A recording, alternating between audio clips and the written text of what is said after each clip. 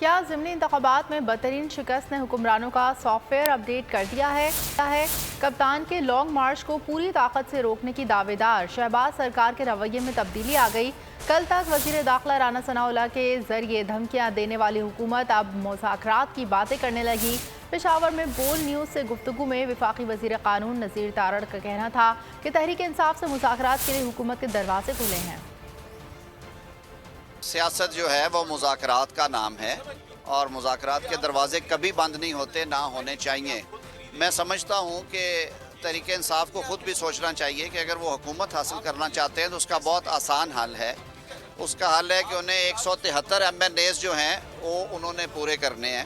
وہ اسمبلی میں آئیں 173 MNAs کے ساتھ، اراکین اسمبلی کے ساتھ وزیر اعظم بن جائے، کسی کو اعتراض نہیں ہوگا۔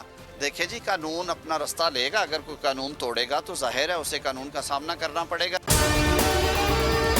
اور اگر آپ کو ہماری یہ ویڈیو پسند آئی ہے تو لائک پر کلک کیجیے۔ ایک بار پھر نمبر 1 بول نیوز نے ایک بار پھر سارے ریکارڈ توڑ دیے۔ سکندر سلطان راجہ صاحب نے میاں نواز شریف سے رابطہ کیا اور ان سے پوچھا کہ میرے لیے کیا حکم ہے۔ بول کا پروگرام اب پتا چلا، لاہور کے اسپتالوں میں بھی مسیح نہیں فرعون بیٹھے ہیں۔ شام 7 بجے کی سلاٹ میں سب سے زیادہ دیکھا گیا۔